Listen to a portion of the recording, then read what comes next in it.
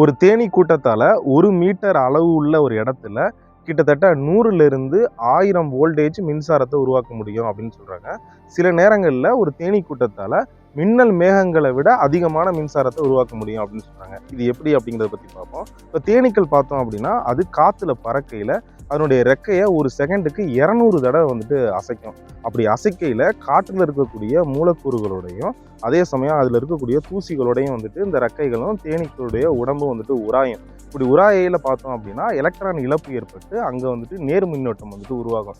இப்போ நம்ம பார்த்தோம் அப்படின்னா ஒரு சீப்பையோ இல்லை பலூனையோ நம்ம நல்லா தலையில் தேய்ச்சிட்டு நம்மளுடைய முடிக்கிட்ட கொண்டு போனோம்னா அது அப்படியே இழுக்கும். அது காரணம் என்ன அப்படின்னா அந்த இடத்துல ஒரு உராய்வில் ஒரு மின்சாரம் ஏற்படும் இல்லையா? அது மாதிரி தேனியுடைய உடலில் அப்படி ஒரு மின்சாரம் ஏற்படும்.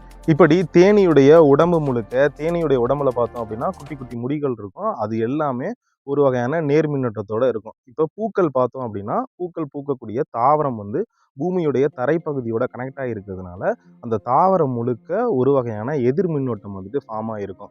பூவில் பார்த்தோம் அப்படின்னா எதிர் மின்னோட்டம் இருக்கும். இப்போ நம்ம தேனிக்கு பார்த்தோம் அப்படின்னா அது நேர் மின்னோட்டம் இருக்கும். இப்படி தேனி பூக்கிட்ட போகையில் பூவால் ஈர்க்கப்படும். காரணம் என்ன அப்படின்னா பூவில் நிகழ்கிறது எதிர் மின்னோட்டம், தேனியில் இருக்கிறது நேர் மின்னோட்டம். இதனால் வெவ்வேறு வகையான மின்னோட்டங்களை ஈர்க்கப்படுறதுனால பூவில் போய் தேனி இதை உணர்ந்து போய் தேனை குடிக்கும். அப்படி குடிக்கல என்ன ஆகும் அப்படின்னா பூவில் இருக்கக்கூடிய மகரந்தத்தூள் தேனியுடைய உடலில் இருக்கக்கூடிய மின்சாரத்தால் ஈர்க்கப்படும்.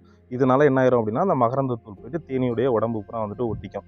அதுக்கப்புறம் தேனி பார்த்தோம் அப்படின்னா வேற ஒரு பூவை நோக்கி போயிடும். இப்போ இதில் ஒரு விஷயம் என்ன அப்படின்னா இப்போ பூக்கள் இப்படி தேனி உரியுது இல்லையா? அப்படி உரியையில் ஒரு வகையான மின்னோட்டம் ஒரு சமநிலைக்கு வந்துடும். காரணம் என்ன அப்படின்னா இதில் இருக்கக்கூடிய எலக்ட்ரான்கள் பரிமாற்றப்படுறதுனால ஒரு வகையான சமநிலைக்கு வந்துடும். இதனால என்ன ஆயிரும் அப்படின்னா வேற ஒரு தேனி, அதாவது ஏற்கனவே தேன் எடுக்கப்பட்ட ஒரு பூக்கிட்ட வேற ஒரு தேனி தேன் குடிக்கலாம் அப்படின்னு கிட்ட போகையில் என்ன ஆகும் அப்படின்னா இந்த மின்சாரம் ஈர்ப்பு அங்கே நடக்காது. அதாவது தேனியுடைய உடலை பூ ஈர்க்காது.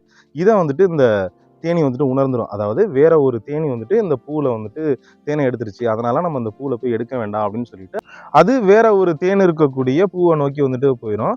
இப்படிதான் மின்சாரத்தை பயன்படுத்தி எந்த பூவில் தேன் இருக்கு எந்த பூவில் தேன் இல்லை அப்படிங்கிறத தேனீக்கள் உணருது அப்படின்னு சொன்னாங்க.